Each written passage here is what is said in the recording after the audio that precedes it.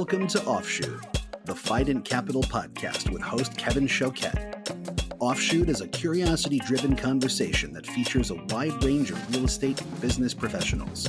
In each episode, we unpack the knowledge, vantage point, and domain expertise of our guests.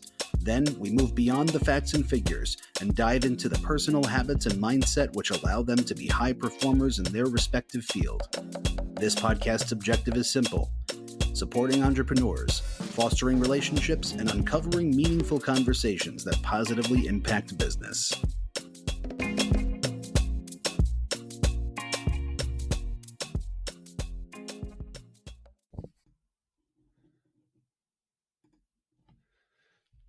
Good day.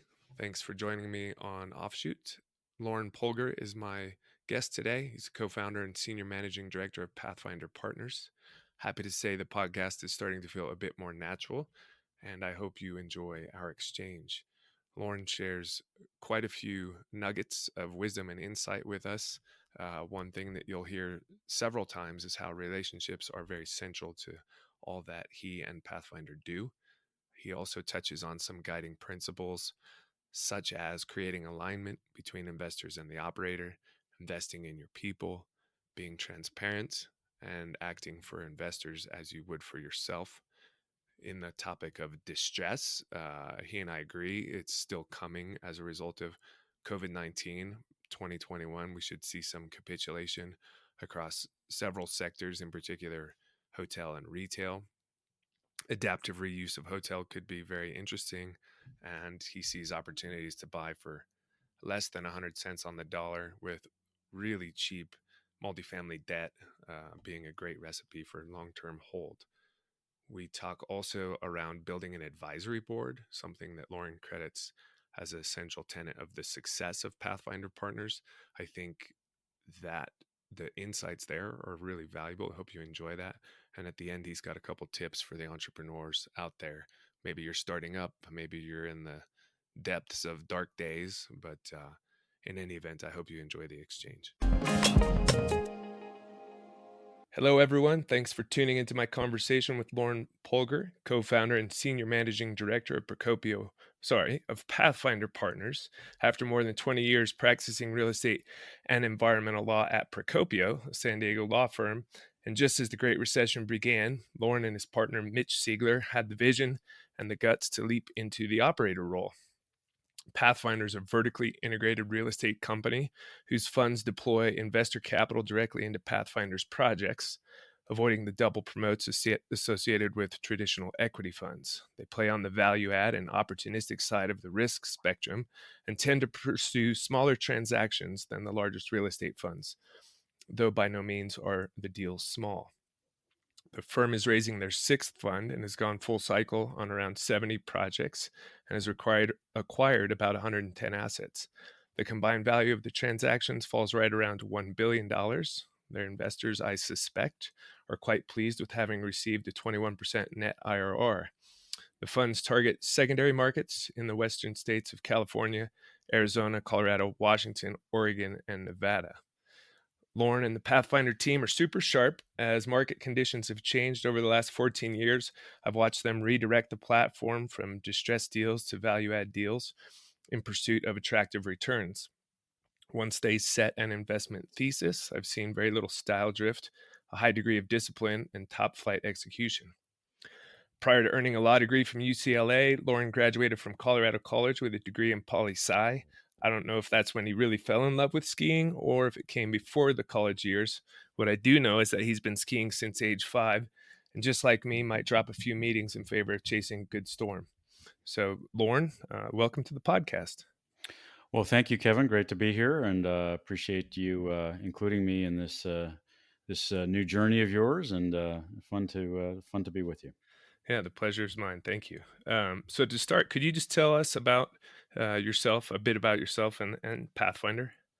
Sure. Well, I'll update you a bit.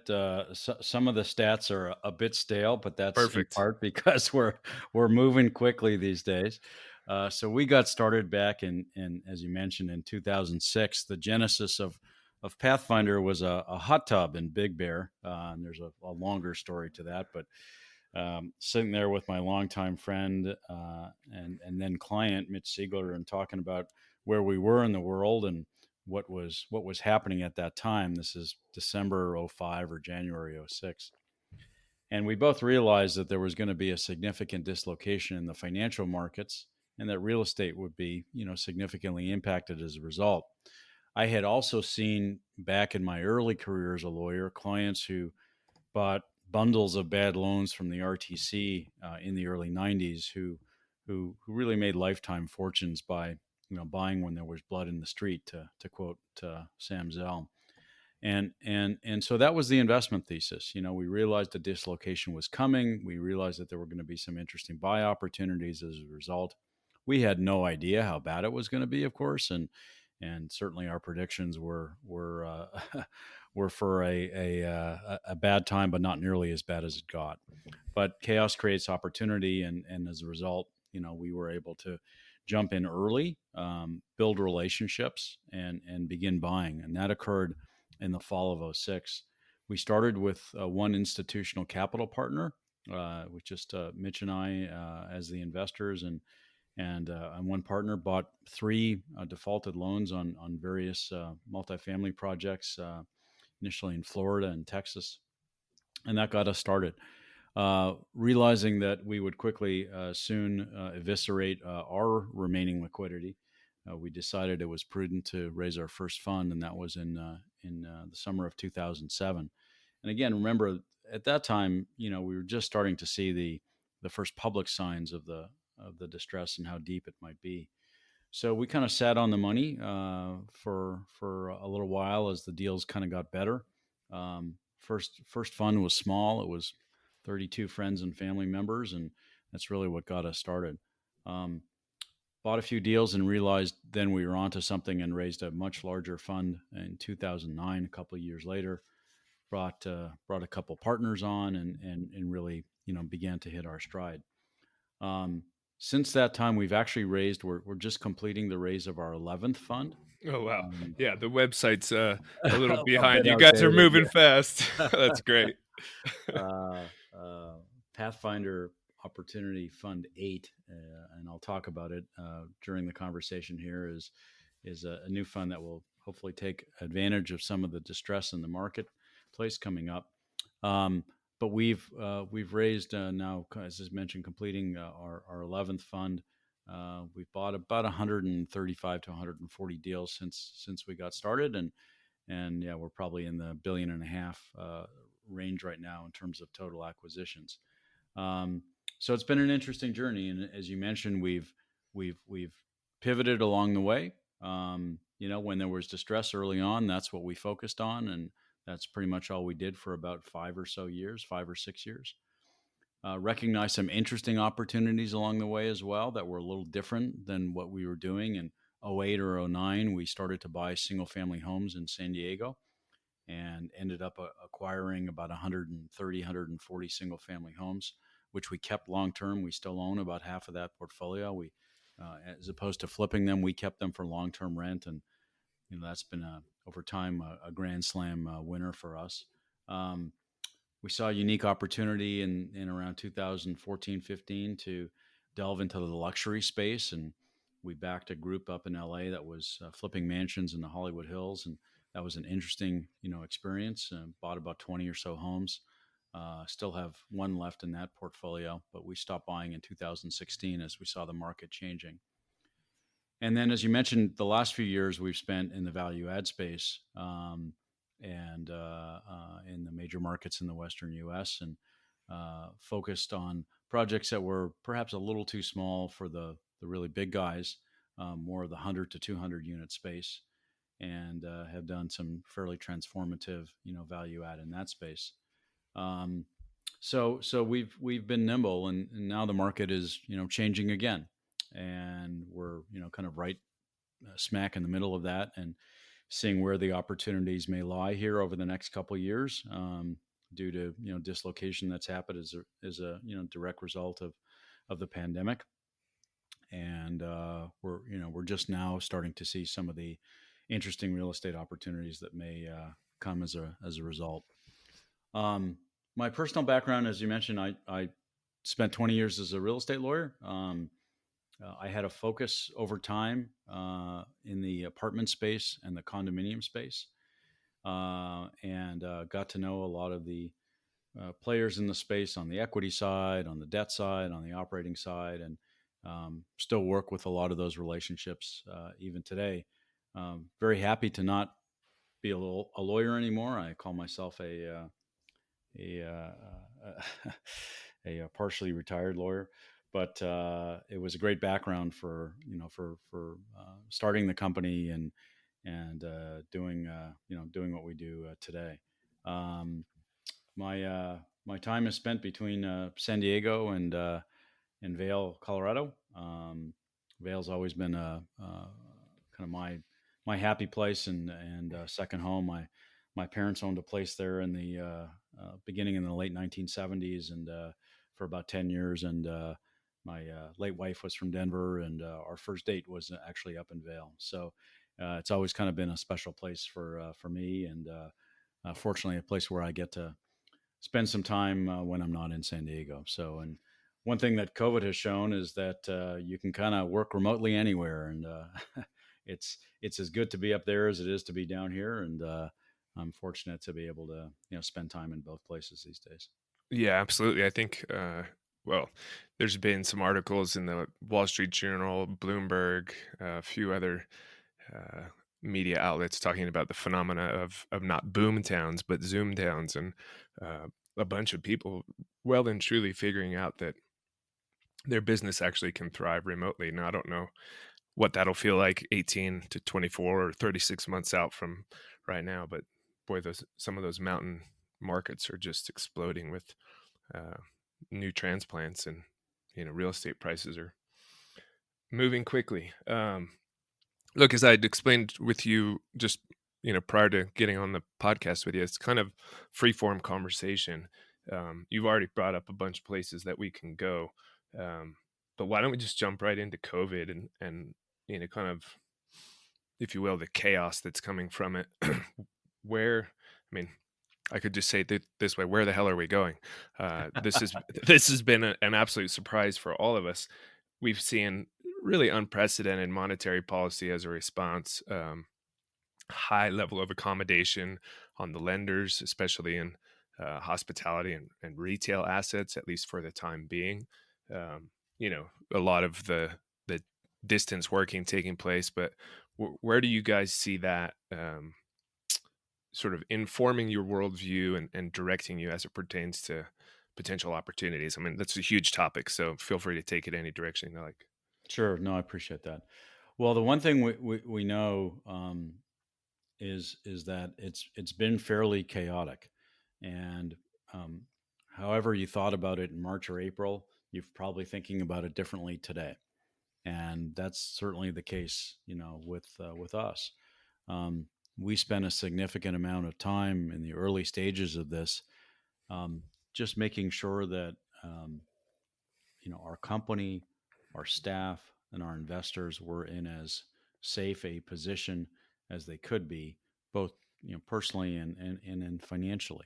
Um, we didn't know what was going to happen. None of us did, and this is a situation without precedent in at least in the United States in modern times. And so we spent a lot of our energy in that first 90 to 120 days, call it, in making sure that um, we had sufficient personal liquidity to ensure that if there was, an increase in the level of the crisis, that we would be able to, um, manage that. Um, we did a deep dive on a property by property basis across our whole portfolio to make sure that we were, okay, going to be okay. We're a light leverage shop. We're about 50% leveraged across the portfolio, so we weren't necessarily worried that we were going to have a problem, meeting a loan payment per se. Um, but it still required us to do a deep dive on each individual asset to understand how our tenant base would be affected by the pandemic, what potential level of unemployment we would see, um, what potential percentage of tenants might not be able to pay their rent either on time or at all.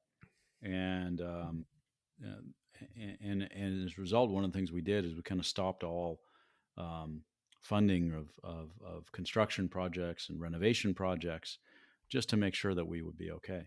And that worked out, fortunately for us, as I think it did throughout, generally speaking, the multifamily sector. And whether that's because of some of the stimulus that was provided, the $600 weekly checks, um, the state checks, who knows? Combination of all of the above. Um, but for those of us at least in the multifamily space, we've been able to collect very close to what we were collecting percentage wise before the crisis hit. And what's been remarkable to me is how consistent that number has been. Um, our percentage collections in April, May, June, July, August, and September were within 1% of each other. We never had a dip below it or a spike above it, and that was pretty surprising, to us. So we kind of planned for the worst, but hoped for the best, and over time, that's where it played out. Where does it go going forward? I think it really depends on the sector, and Hmm. as you mentioned, the two that I believe have been hardest hit and will continue to be hardest hit, and that's retail and hospitality. And correspondingly, as a result, that's where I see opportunities for savvy opportunistic investors.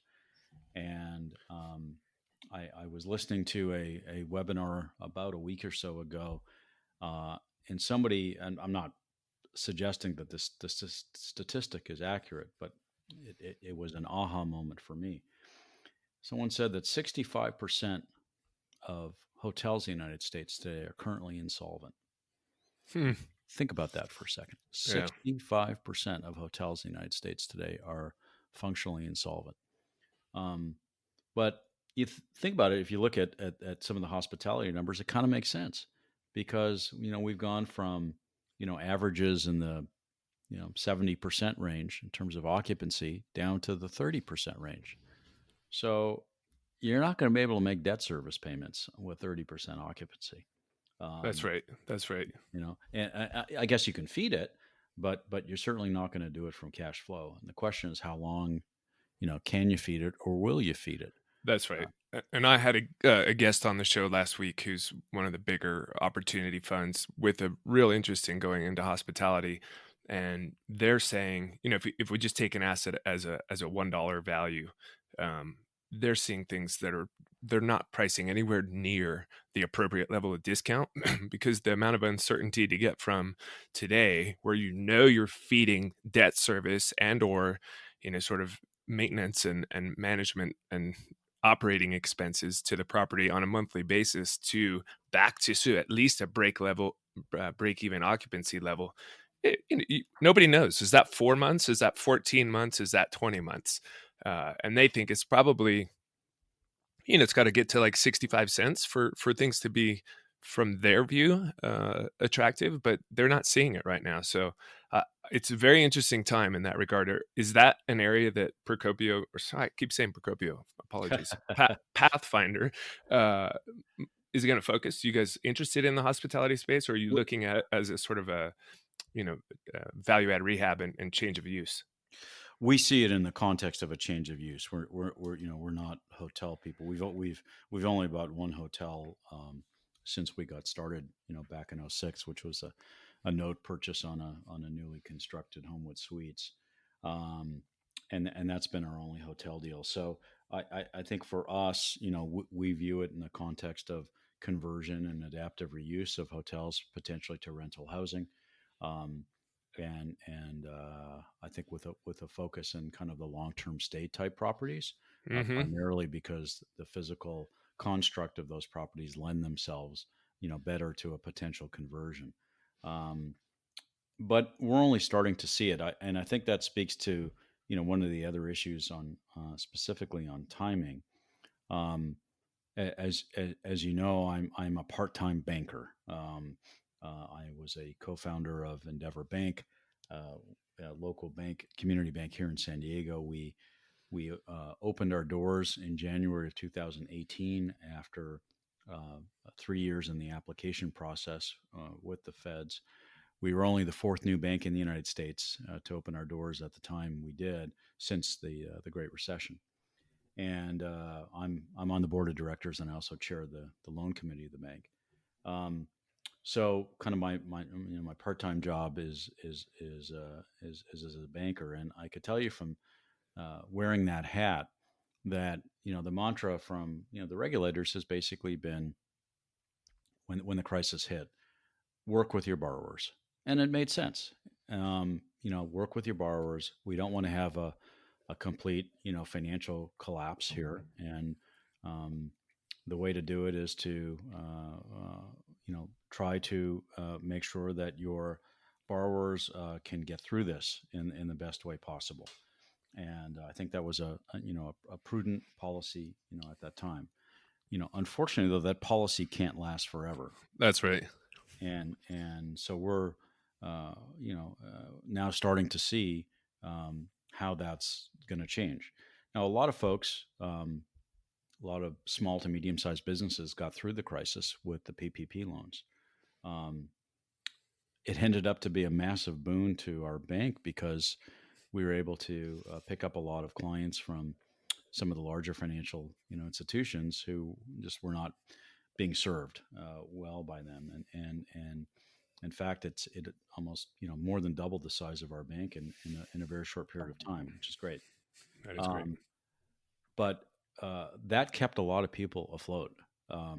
We would have seen, I think, a dramatic collapse, financial collapse, had the PPP program not existed. But that was then.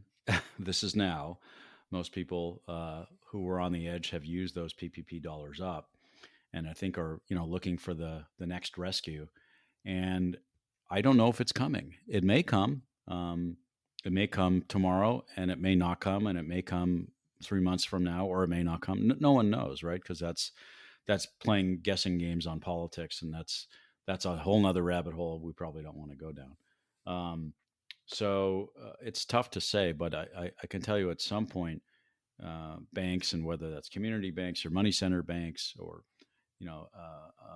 non-regulated financial institutions and debt funds, at some point they begin to enforce their loans when they're not being paid.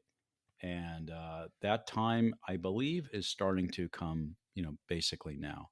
So I'm tracking notices of default across the markets that we work in, and only in the last 30 days are we starting to see an uptick in NODs, starting to see some bankruptcy filings, and I think it's the beginning.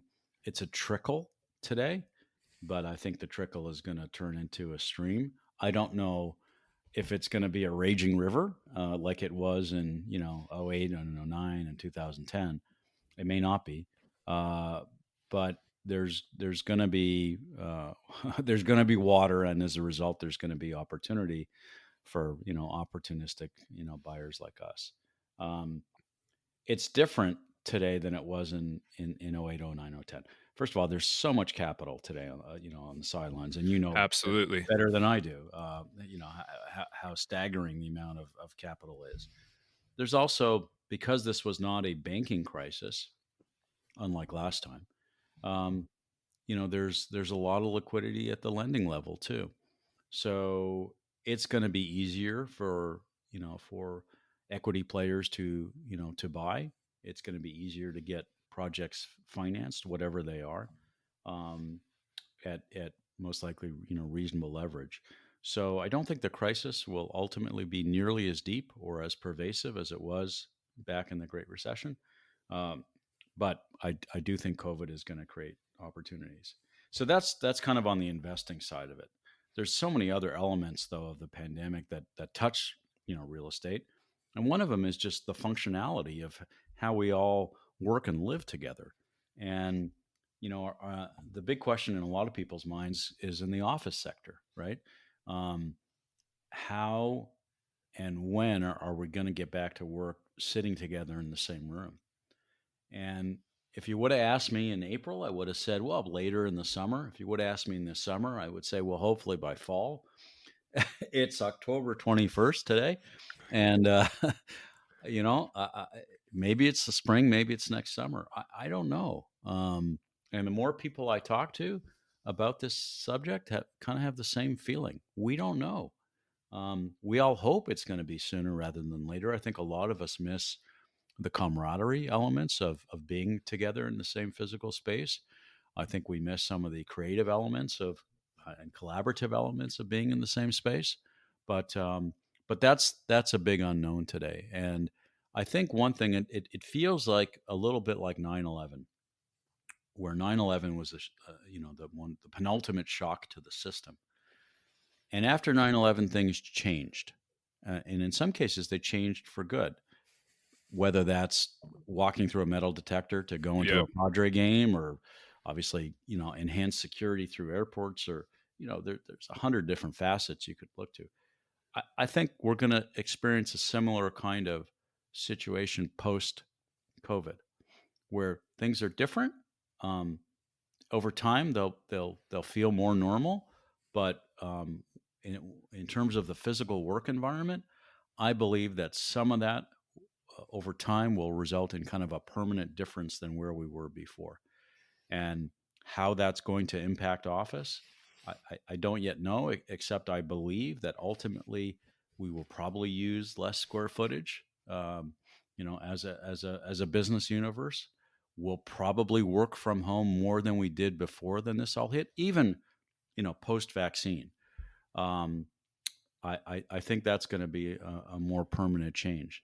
And And what do you think about the geographic nature of the workforce? And given that you spend time in Vail, and I've been spending a lot of time up in Tahoe, um, these places are not subtly shifting. I mean, there's more than a handful of folks coming up from the Bay Area here, and looking at the home prices and saying, "Oh, well, hey, let's just buy something here. We'll call this home because if I don't have to be on the peninsula, I'd rather be in the mountains." And I think June or July was 200% of the sales volume. Home prices are up 25% in like 3 months.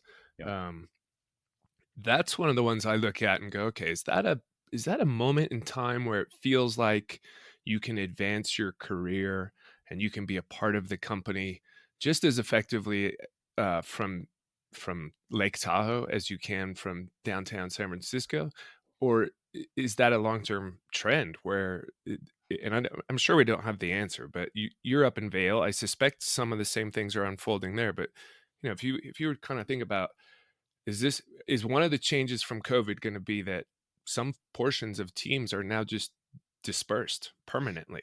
I think so, Kevin. I think that um, I think people realized through the crisis that you don't have to be chained to the desk to be call it equally as productive, and in fact maybe you can be more productive, not spending you know whether it's 60 minutes or 120 minutes a day commuting in your car.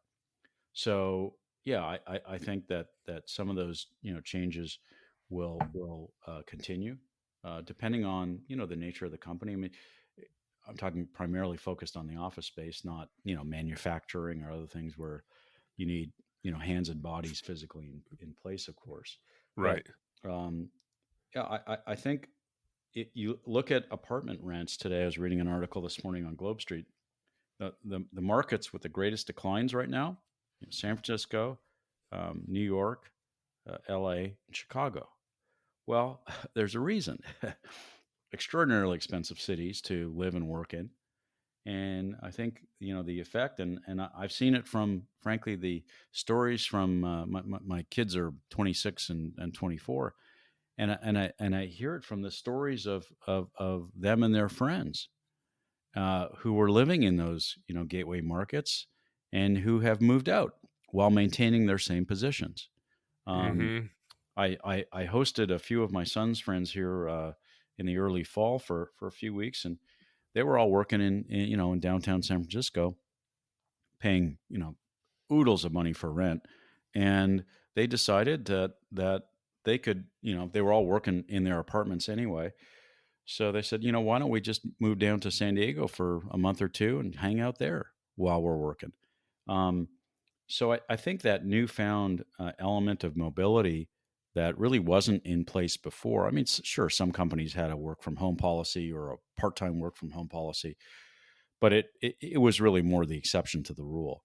And I think over time, my guess is it's going to be more of the rule than the exception.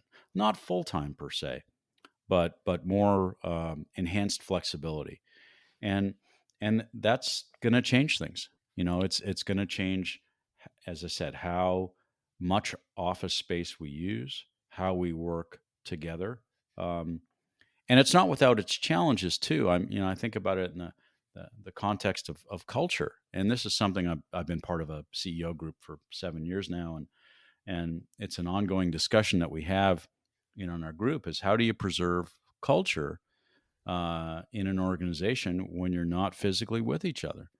And it's not just the physical element of working together. It's also the physical element, the socialization element of grabbing lunch together, getting a workout in together, going for a run together, having a beer or a glass of wine after work. Yeah, building a real relationship. Exactly.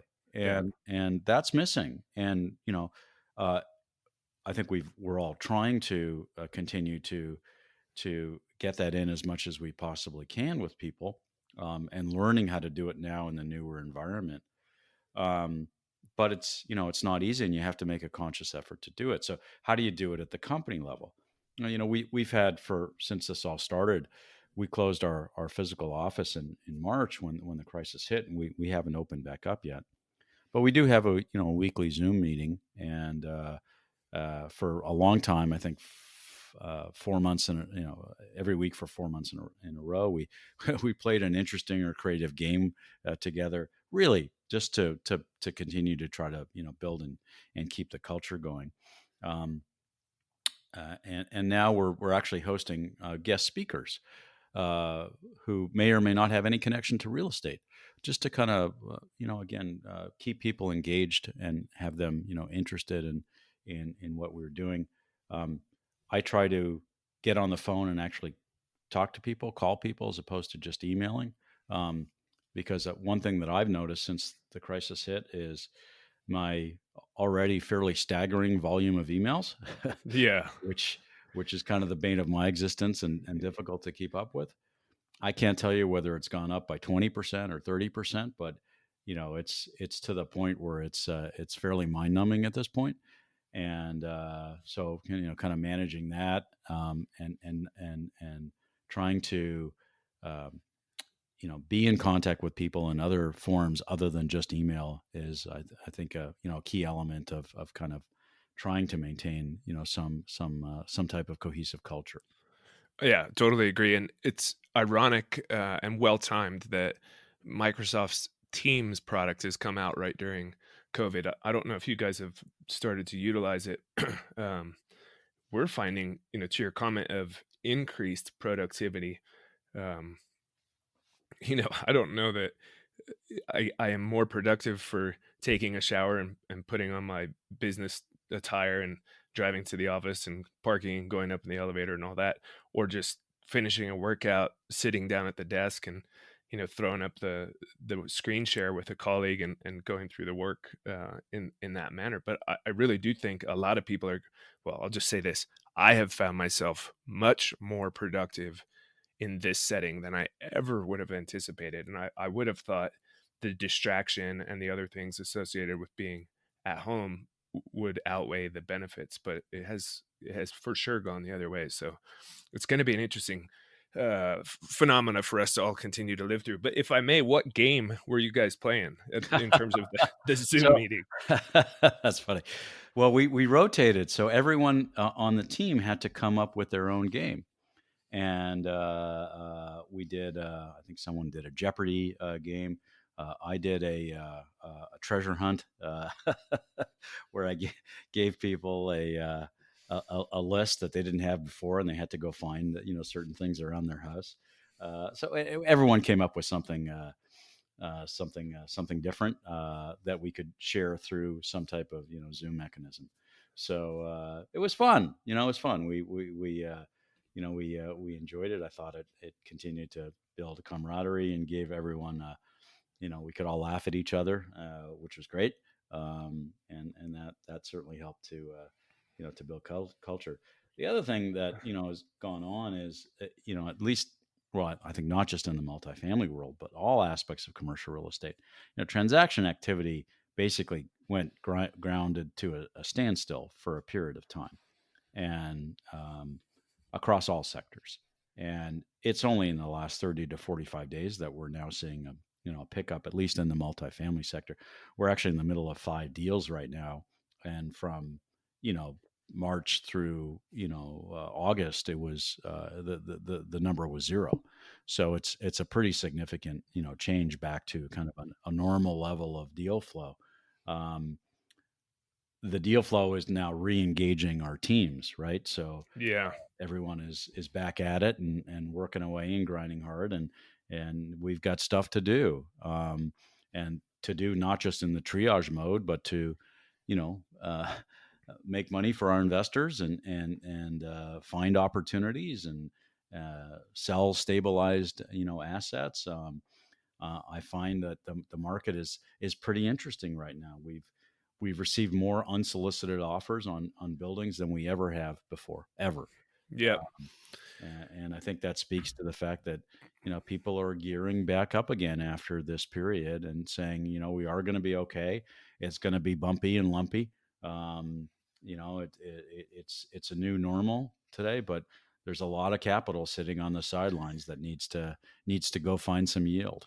And Well, and if I go back to your analogy on the stream, the trickle, whether or not it's a river of distress like it was during the Great Recession, I couldn't help. Maybe it's because my 2-year-old daughter is obsessed with bears, but I couldn't help adding to that analogy that you got some bears on the side of the creek eating the salmon as they go up. And in the Great Recession, that moment of the logjam of commercial transactions was very long. I mean, it was probably a solid year of just nothing, and nobody wanted to eat the fish, and there weren't really any bears at the river trying to eat the fish. And I think you already alluded to it here. There's a ton of capital, i.e., there's a lot of bears ready to eat these fish. We've just been talking to a client out in Colorado, $68 million asset, like 220 unit apartment project, brand new construction, and they've got a comp that's a 4.22 cap, sale on 50% occupancy, pro forma NOI. That it's not their asset, but it's in the same neighborhood. And I don't know. I'm curious what your view is.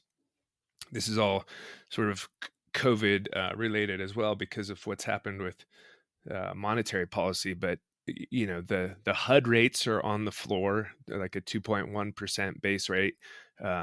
Fannie Freddie, if you stay low leverage and high debt coverage, I think is as low as maybe 2.7, maybe 2.65. That spread between the cost of debt and what have been historical cap rates, maybe we have to go back to January to decide what a historical cap rate is pretty much an all-time high. That the gap between that prevailing cap rate and the cost of debt. So curious if you think that's catalytic in the unsolicited offers, and how you guys think that's going to impact multi on a go forward basis. Well, it's a great question. I think if rates were where they were pre-COVID, call it 100 basis points higher or more, we wouldn't be seeing anywhere near the level of activity that we're seeing in the last 60 days. So yes, I think that's the low fixed rate interest environment has been a catalyst for deals, and I agree with you. I haven't seen the spreads as high as they've been.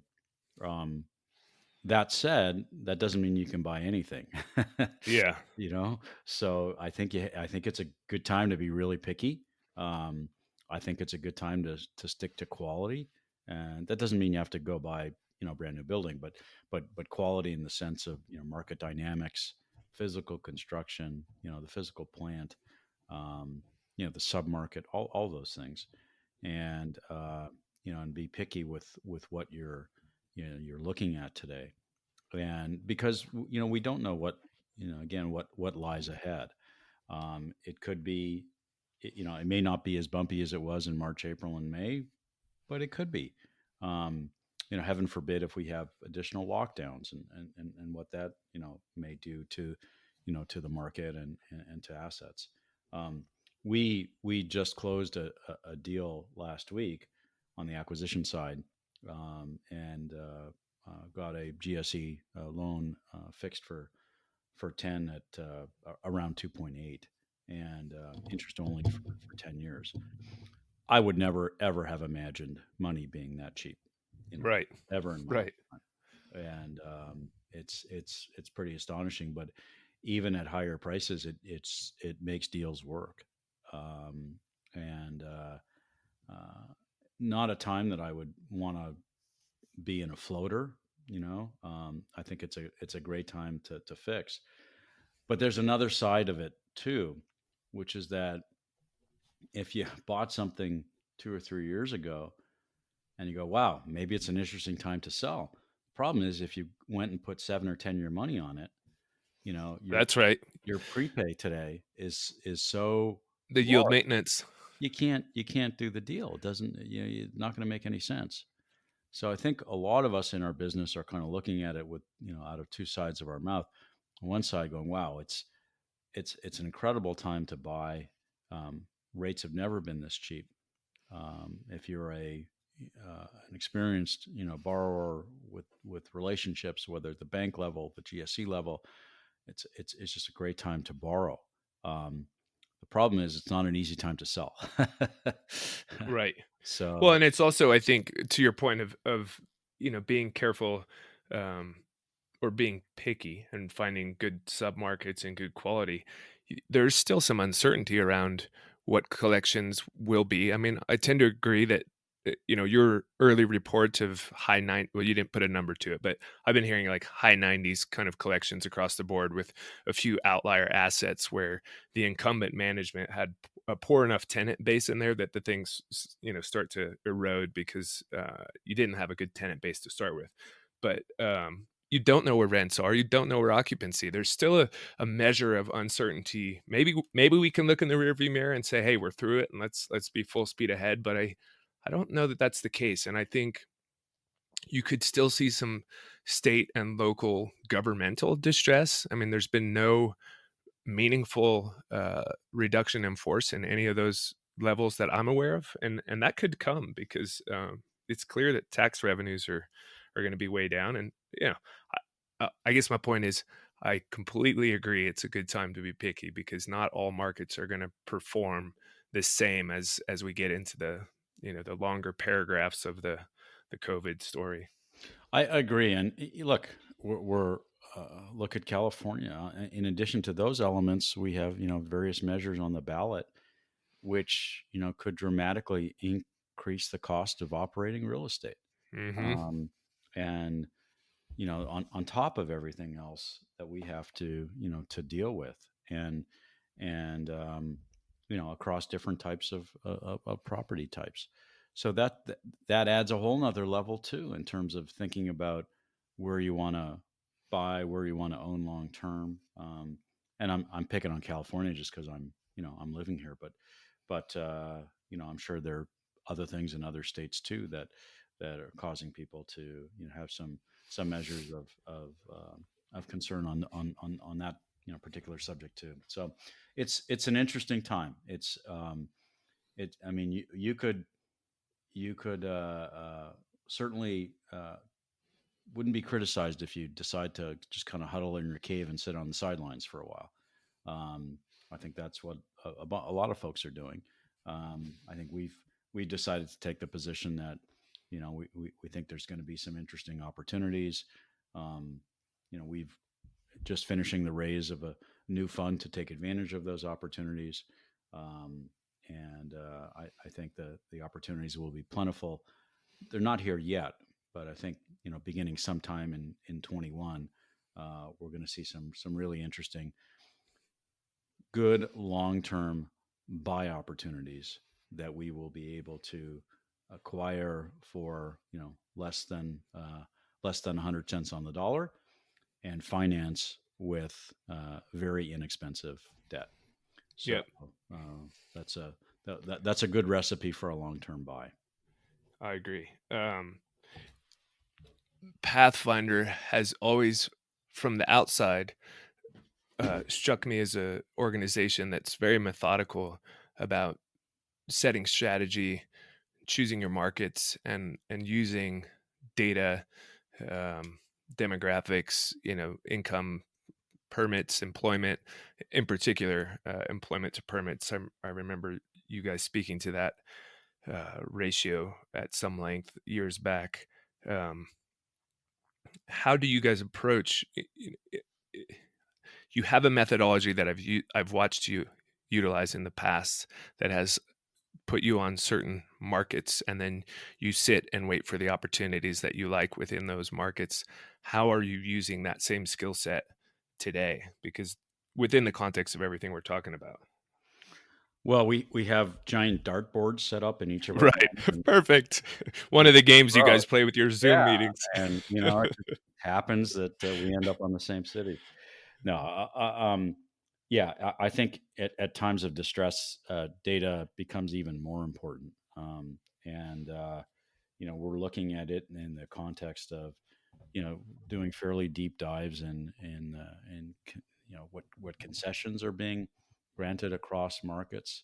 Um, Employment numbers are obviously critical. Employment sectors are critical. Like you said, markets that are perhaps less broad in employment orientation. How strong is that? We have bought and sold in Las Vegas before. I would not touch anything in Las Vegas today. Now, that may change 6 months or 18 months from now, but you know, notwithstanding growth in other elements beyond tourism, I think a market like Las Vegas essentially still today is a one trick horse, and uh, absent conventions coming back, which I don't forecast anytime soon, that market will remain in a troubled um, uh, position for a very long period of time. Now you contrast that with Phoenix. I mean, look how Phoenix has changed over the last 10, 15 years. Phoenix was also, I wouldn't say it was a one trick pony, but the how the population and the base has evolved, how industry has evolved, um, how you don't have the same economy be based solely on construction and housing, but the number of Fortune 500 companies with back offices in Phoenix is astonishing. So it's no surprise that of all the markets that we play in, so far Phoenix has been the best in terms of its resiliency through COVID. You look at the employment numbers and the population growth and demographics and all those types of metrics that we look at on a regular basis. So uh, it's different. So we're continuing to do a deep dive on on that data. And some of the markets that we're in, we're frankly a little reluctant to play in today, um, and other markets we feel better about. And today I put Colorado and Arizona on that list as the states where we're feeling kind of best about things.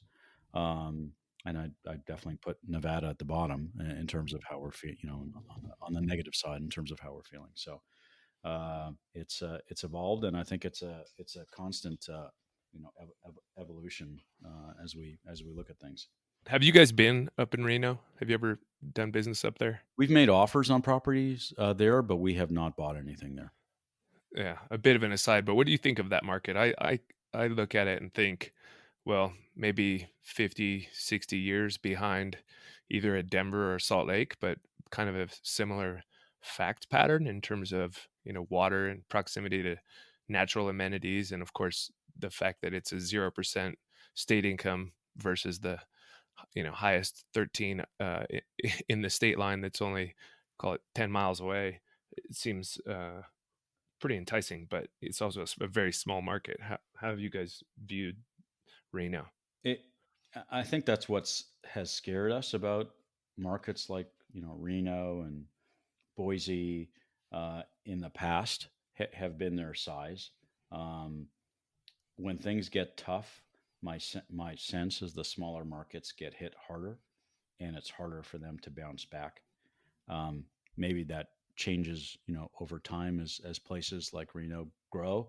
And I understand, and I don't disagree with your thoughts about why it could grow, more over time. When I moved to Denver in 1978 from Canada, it was uh, a medium-sized town, but so different than the city it is today, 42 years later. Um, Denver has become huge. it has. It's enormous. The MSA, I don't know what the population in the MSA is, but today, but it's significant. It's probably more than double what it was, when I moved there in '78. So Well, I don't know the name of the hill, but that classic view as you're coming, from the mountains back into town. I mean, you just use that. Look at what that looked like 42 years ago versus now. I mean, yeah, yeah, it is huge. yeah, and no, it's changed dramatically, and so has San Diego. I mean, you think about what Yeah. San Diego was. I moved here in 1988, 32 years ago, and it was a pretty sleepy town, back then. But technology and biotechnology in particular have dramatically changed the landscape of San Diego, and look how it's impacted real estate prices. And it's not the bargain it was, right? I mean, in terms of buying a home or obviously commercial properties or anything like that. So those things have changed for different reasons. San Diego was kind of a quality of life play as well as a technology play. I think Denver was also dealt with issues of quality of life, and as the employment sector kind of grew broader, it changed things, similar to the Phoenix story. Um, so I'm a little wary of the places that are kind of have a more singular focus in terms of their employment base. Going back to Yeah. which markets we like and we don't. I like the broader base markets, and I like the markets that have more tailwinds than headwinds. Um, but the concerns are really a lot of it on the government and regulatory level. I'm concerned about Oregon. I'm concerned about California. I think the regulatory issues in both states, which from a business standpoint are significant headwinds. And I think it's a good time to be patient, in those markets and not overly aggressive.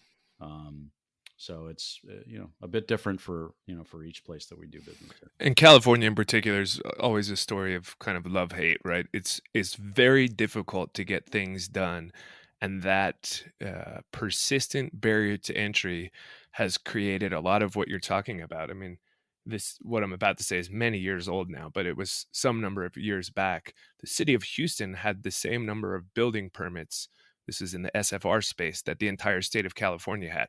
If you extrapolate that across all new development projects and the difficulty with bringing new supply, yeah, the regulatory environment is difficult, but it's so hard to bring new product that $1 million house in San Diego is kind of like the value play. And of course, that's not the case in Texas because you can build houses. So that love hate, yeah, it persists, I guess. I agree. No, I agree, and we've undersupplied, at least in the San Diego market. We've certainly undersupplied housing for an extended period of time, and part of that reason goes to the regulatory environment. Now, part of it is our land constraint too, but a big part of it is the regulatory environment, the extraordinarily cost of housing to build housing here. Um, I haven't looked at these numbers in a couple of years, but I recall from looking at studies from the BIA that it was, call it 65, 70K in permit fees before you swung your first hammer on a single family home in San Diego. Um, at a time when we're in desperate need of affordable housing stock. So it just doesn't, it doesn't make sense. But if you own something today, you feel pretty good about it. That's right. That's right. Well, So look, let's switch gears a little bit.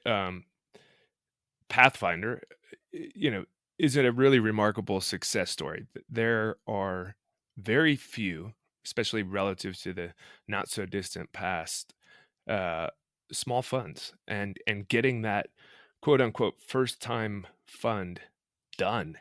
is a very significant challenge. If we went on to Preqin or any of those kind of fundraising portals for institutional investors and looked at how many new funds are stood up each year, and then how many actually have a successful raise and get into business. I mean, it's literally all about that first fund, and once you can sort of establish that track record and get going, uh, things can happen from there. And now you're on your 11th fund, so I was off a bit on the intro there. But what do you attribute that to? I mean, building a company, period, very difficult. Starting a de novo investment fund, um, it's very challenging, and I don't think a lot of people appreciate how easy it is to fold up shop and not succeed in that endeavor. So, any of your thoughts around that would be welcome. And congrats for getting it done, because Well, it's very difficult. thank you very much. I appreciate it. I'll tell you, it's an overnight success story. It only took 14 years. Right, exactly.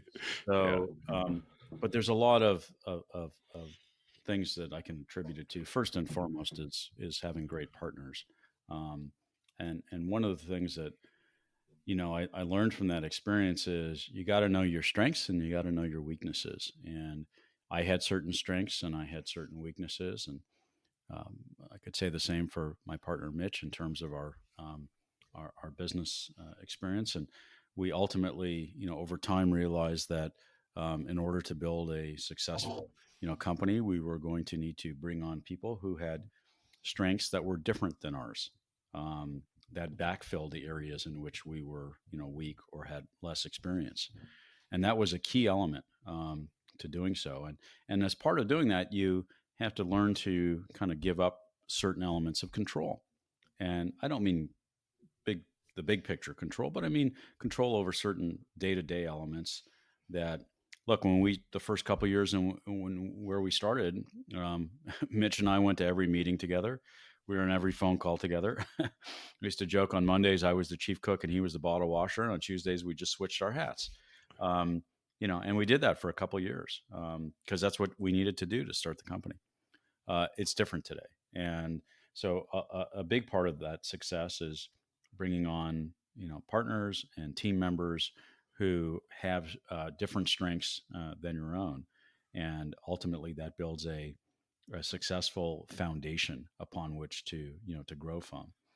I'd say one of the best things that we did over time was to bring on a board, and in my belief is that you can never believe your own BS too much, and it's good to be challenged. Good to be challenged in how you're thinking about things and your methodologies and both your big picture strategies as well as your execution. And so in 2009, we assembled a board of advisors of 6 people who brought different experiences and different successes, into the mix. And that board is still around today. And I think one of my greatest, feelings of professional accomplishment is keeping that group, on board and active, and they continue to provide us with great feedback. They're not afraid to express their opinions. We're not afraid to pivot. Um, and frankly, when we exit those meetings, most of the time we end up going in saying, okay, guys, I think we're going to zig here. And then at the end of the meeting, 3 hours later, we're zagging because they've challenged us on how we're thinking about a certain strategy. And it's made us pause and rethink how we approach it. Not all the time, but some of the time. And I think that's been for us, a phenomenal experience and a big part of our success. So I think that's an important thing. And frankly, these days I also spend some time, mentoring, younger folks, and that's one of the first things that I tell people is, you got to be careful about, not believing your own BS. And you can be a salesperson, but it's really good to have, wise elders around you who can provide some input along the way if you're willing to accept it. And I had in addition to my dad, who was a real estate lawyer turned investor. I had three other kind of senior mentors in my business life, and um, I still have dinner with one of them about every 6 months or so. And after every dinner, I always walk away with an aha. So even today, I think it's an important thing to to still have. So I think that's a big part of how we were able to to grow. And then we you have to certain formulas, tried and true formulas. Um, Act for your investors like you would act if you were an investor. Be transparent in your communications. Communicate often. Um, when the news is bad, let people know right away. Don't try to work your way around it or not communicate about it. You just be upfront with it and deal with it. Um, Pigs get fat, hogs get slaughtered. Mm-hmm. Don't be a hog. Um, Yep. there's plenty of money to be made in the space without being greedy about fees or promotes or those kinds of things. Create um, create investment vehicles where your interests are aligned with your investors, not where they're against your investors. And there's simple rules, but it's shocking for me to see as an active investor in other deals as well, how many people don't do that in our business. It's really shocking to me, actually. Yeah, well, you're talking about guiding principles, and it's so critical at the end of the day. Um, that one in particular. Tell me how you're paid. I'll tell you how you behave. Right. In the short term, there may be some variations around that. In the long term, everybody figures out. Well, if that's how it works, I guess I'll put my energy here. Yeah. Well, let's drill down. I mean, I totally understand what you're saying uh, within the context of understanding your weak spots and then building a team around those so that you can have a stronger collective offering. But do you have specific tools or mechanisms that you have used to kind of get an explicit understanding of your weak spots or your partner's weak spots? And similarly, do you have tools that have allowed you to know, hey, if I bring in this new executive, I know categorically he's going to fill in this weak spot? I mean, is that done on a kind of a gut level, or do you have tools that you feel are reliable to assess those things? Well, I think one of the things we started doing many years ago was kind of a offsite deep dive retreat, once a year to just kind of make those assessments. You know, do we have the right people on the bus? Um, are there gaps?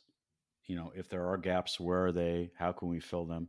And so I wouldn't.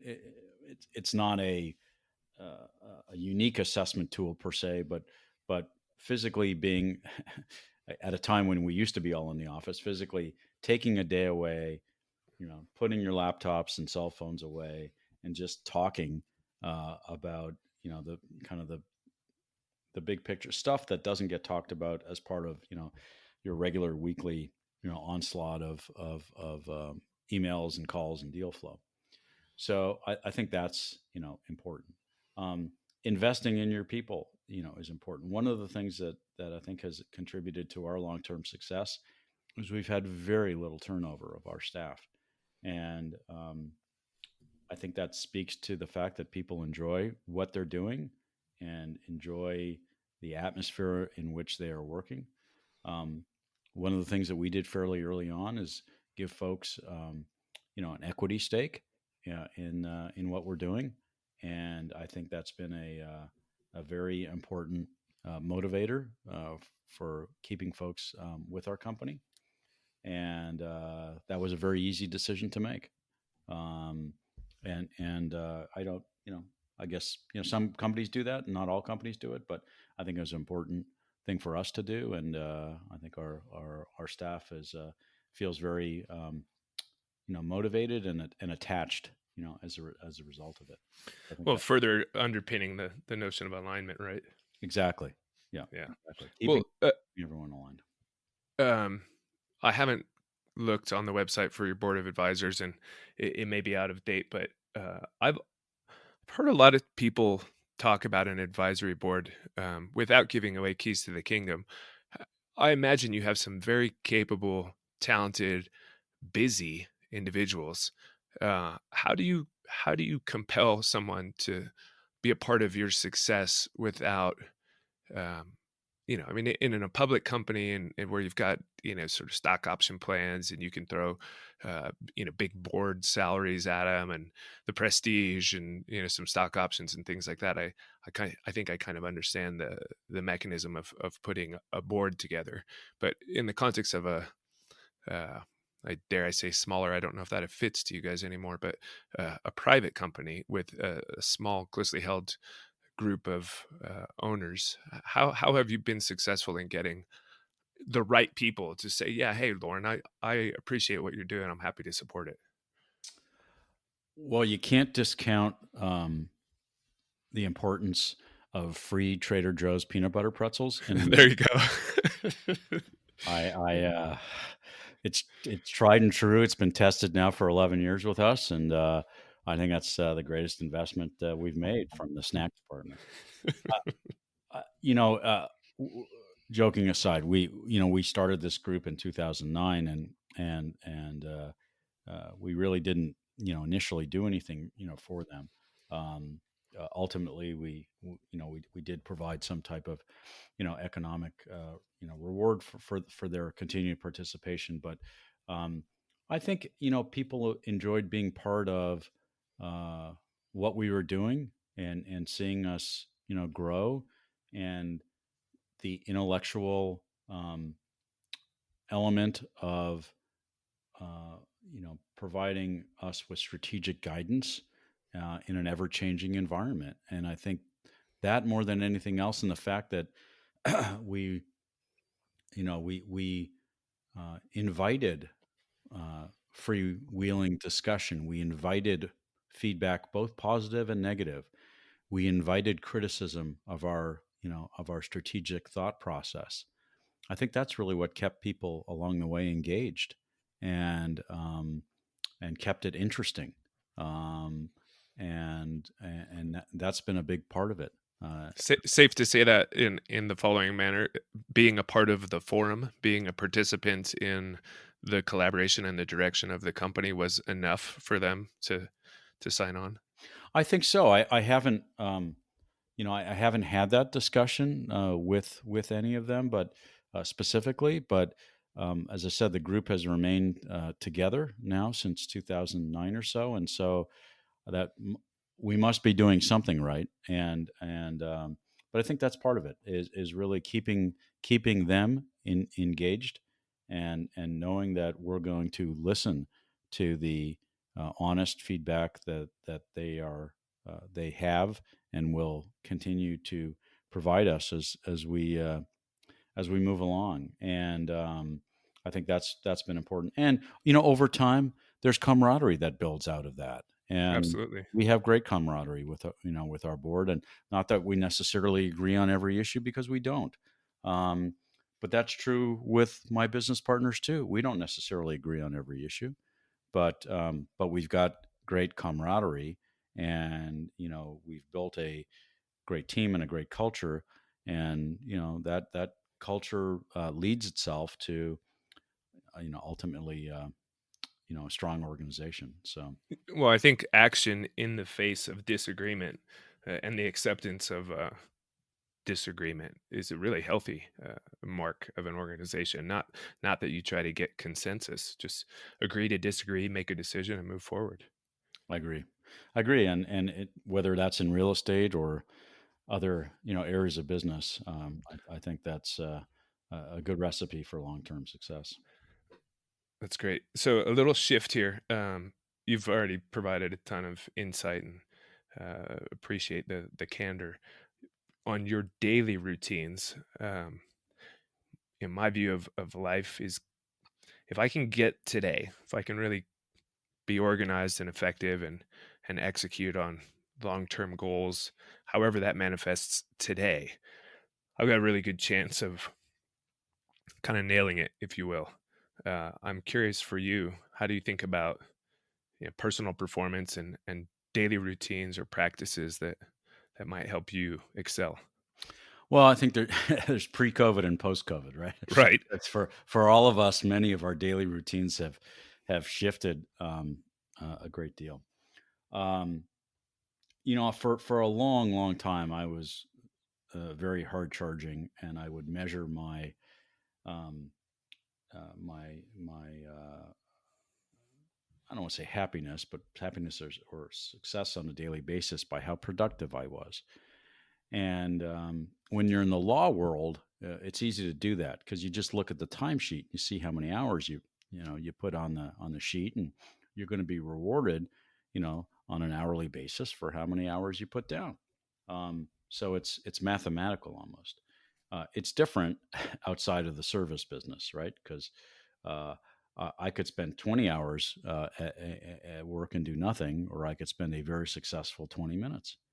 So I think when I changed gears and in 2006 and moved into the real estate side of the world, my personal philosophy changed a bit too, and I no longer measured my productivity based on how hard I was working, but really more about how smart I was working, and that changed things too in terms of daily routines. Um, Exercise has always been very important to me, and I've changed up how I do things over the years, just because my soon to be 58-year-old body doesn't do things in the same way it used to. But uh, Spending time every day doing something, hopefully both physical and outdoors, is really important to me for um, my physical health and maybe even more importantly for my emotional health. And so I just make a point to do that every day. And sometimes it's not much. Um, since COVID hit, I've actually walked more than I probably ever have my entire life.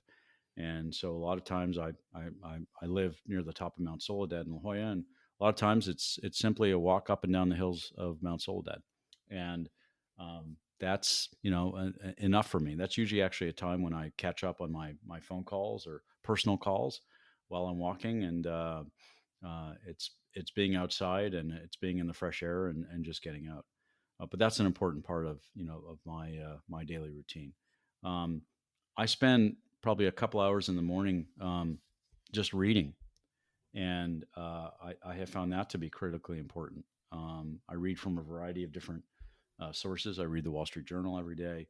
Um, I read a lot of industry related materials, but I try to get up around 6:30 in the morning, and I probably spend my first 2 hours just reading, and I find that preps me well for the day to feel informed and hopefully a little bit smarter about uh, things that are going to affect me during the workday.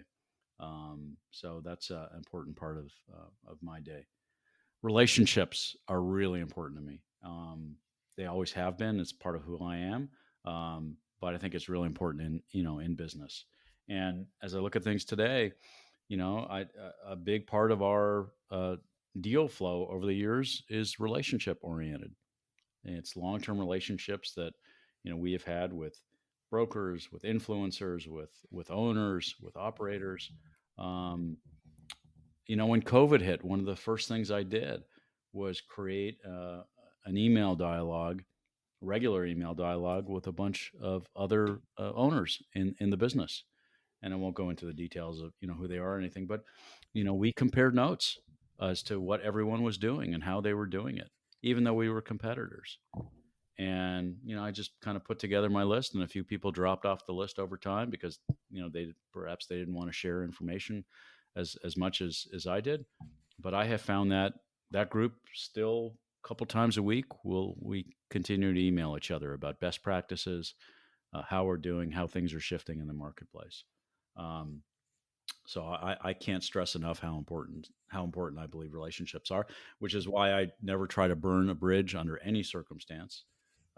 Which is why when we approach negotiations, we don't do it in the context of a win lose type of thing, or try to get the very last nickel out of any deal or anything like that. It's all about the long term play, and creating, meaningful relationships. And, some of the best friends that I've had in the business are those that I continue to do business with across the table from us. Um, so that's just kind of been my philosophy on how I do it. I think that the challenge, and I alluded to it earlier, one of the biggest challenges for me is the flow of noise, and Yes. and noise in particular for me is emails. In 2019, I think I averaged 802 emails a day Oh my God. receiving, and it's hard to keep up. It's just That's impossible. it's hard to keep up. So I've tried to create systems where when I need to get something done, I just shut Outlook off. Um, Yes. so it's not bugging me all the time. But that's my biggest challenge, and frankly, I spend some of my time on the weekends just playing my weekly catch up. Yep. Sunday afternoons or Sunday evenings for me are my typical catch up time where I could crank through it. It used to be, because I did spend a fair amount of time on the road. Um, that would be my 3 or 4 hours on an airplane where I'd shut off the Wi-Fi and just kind of crank through the emails and do a catch up then.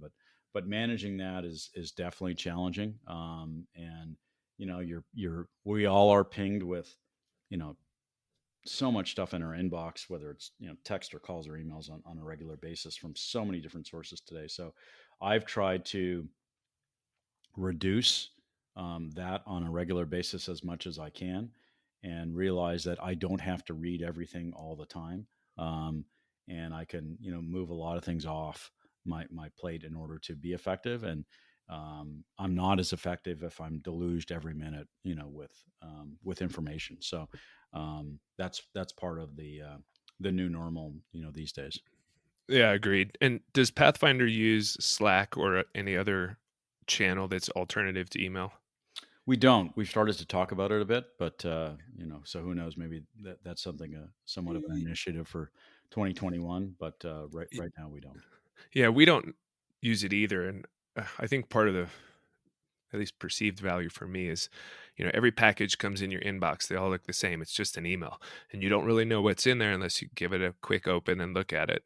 But if you had a whole separate channel where everything that came in was the Slack channel, i.e., they've got a position that merits them being able to deliver to you at any time, it could it can beat that back. We haven't done it either, but I feel the anxiety in myself raise when you start talking about it, because I similarly find that time on an airplane is oftentimes the best time of a whole week, because there's nothing going on that distracts my train of thought from getting into more kind of a productive mindset. So Yeah, I'd call it back to kind of mindfulness. Really uh, being able to pay attention and to be mindful uh, when you're in that time spot. And the more distractions you have, the less mindful you are able to be. And so I'm someone who can be highly distracted. It's just the nature of how, my brain works. I've always been a big fan of multitasking, and that's not a bad thing, but um, it does take away from mindfulness. And so, part of the personal stuff that I continue to work on is being more mindful and being more in the moment on whatever I'm working in, not just on a personal level, of course, but in business as well. And that's something I suspect that as I continue to go through this journey, that's something I will continue to work on. yeah, I think that's very sage advice. So I think we can move towards wrapping it up. But if you have something or several things you might want to share with entrepreneurs who might be listening, maybe they're on the precipice of starting the great journey, or maybe they're in the middle of a storm 6 years in, and kind of finding themselves fraught with doubt. But perhaps something that you wish you would have learned sooner, or kernel of advice that you find you can come back to and find some guidance from, anything that you'd share with that kind of community of entrepreneurs. Sure. No, it's a great question. I guess I have two pieces of advice. One is just focus on your passions. I mean, you got to love what you do, and if you do, you're going to be good at it. So, Focus on your passions, be focused, and I think that's generally speaking, a good recipe for long-term success. The other thing is never be afraid to ask for help. You know what you know what you don't know. But really successful people are good at asking for help along the way, and whether that's having an advisory board or again bringing on service providers or team members that are better at certain things than you are or fill certain gaps, but um, you know increasing your bandwidth and getting help, I think, is a very important element to a successful long-term play. Fantastic. Well, Lorne, thank you for taking the time. Thanks for the candor. I wish you much continued success with Pathfinder Partners. I mean, you guys have been on a tear, and I suspect this next season will be one where high achievements rather possible. So best of luck to you guys. Thank you, Kevin. I appreciate it and look forward to seeing you on the slopes. All right. Take care. See you.